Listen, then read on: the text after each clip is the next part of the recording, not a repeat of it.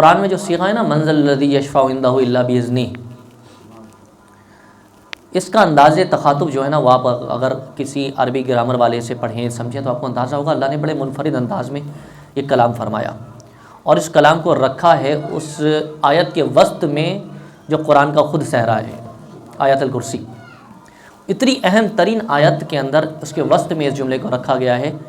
اور بڑے ناز والے انداز میں ہے کہ من ذا الذی یشفع عندہ الا باذنہ، کون ہے جو اللہ کے ہوتے ہوئے شفاعت کرے؟ یہی تو اعتراض ہے نا لوگوں کا، بھائی جب فیصلہ اللہ کرے گا، عدالت اللہ لگائے گا تو فیصلہ بھی وہی کرے گا۔ یہی قرآن پڑھ کے لوگوں نے اعتراض قائم کیا نا،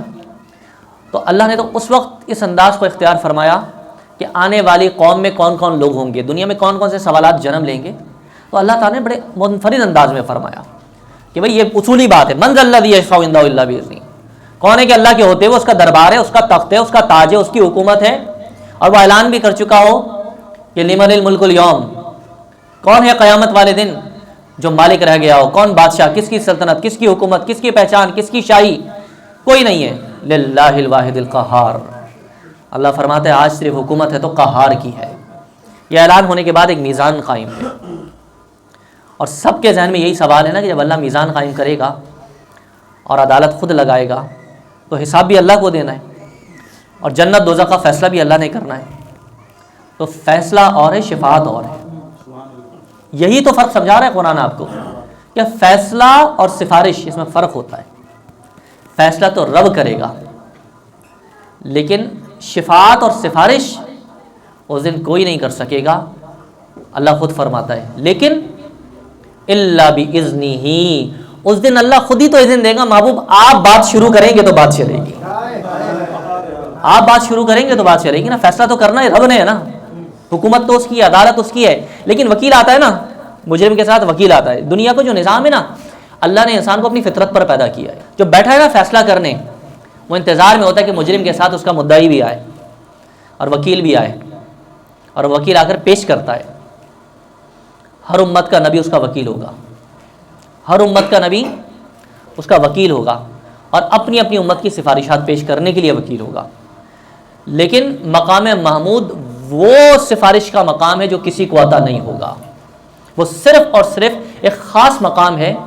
شفاعت کا حق تمام انبیاء کو بھی ہے، حفاظ کو بھی ہے، علماء کو بھی ہے، قرآن کو بھی ہے، روزوں کو بھی ہے، نماز کو بھی ہے، یہ عبادات سب شفاعت کریں گی، حدیث مستند احادیث میں موجود ہے۔ جب سارے شفاعت کریں گے تو مقام محمود کا امتیاز کیا ہے؟ جب سارے شافع ہیں، سارے انبیاء ہی شافع ہیں، کم و بیش 1,24,000 انبیاء، اس میں خلیل بھی کھڑے ہوں گے، کلیم بھی کھڑے ہوں گے، اس میں جلیل القدر بادشاہ جو گزرے ہیں، انبیاء بھی رہے، بادشاہ بھی رہے، وہ بھی کھڑے ہوں گے، داؤد جیسے انبیاء ہوں گے، ایوب جیسے لوگ ہوں گے، کلیم جیسے لوگ ہوں گے، تو سب شفاعت کریں گے، تو پھر محبوب کی مسند کا کیا فرق ہوگا؟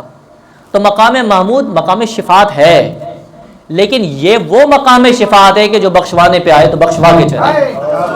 یہ ہے وہ مقام شفاعت۔ یعنی وہ دعا یہ ہے نا کہ مقام محمود کی آپ تعریف پڑھیں گے کہ محمود لفظ کی تشریح کیا بنتی ہے،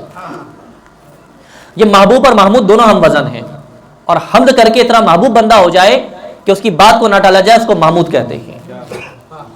تو مقام محمود ہی وہ چیز ہے کہ محبت میں، حمد میں اس مقام پر پہنچ چکا ہے کہ اب جو بات کرے گا یہ ٹالی نہیں جا سکتی، اس مسند پر خود اللہ اپنے اذن سے مصطفیٰ کو جلوہ گر کرے گا۔ من ذا الذی یشفع عندہ الا باذنہ، کون ہے جو اس دن شفاعت کرے گا، اللہ کے آگے کلام کرے گا، لیکن اللہ جس کو اذن دے گا وہ اللہ کے آگے شفاعت کرے گا، اور وہ کون ہوگا؟ مصطفیٰ کریم کے سوا اور کون ہوگا؟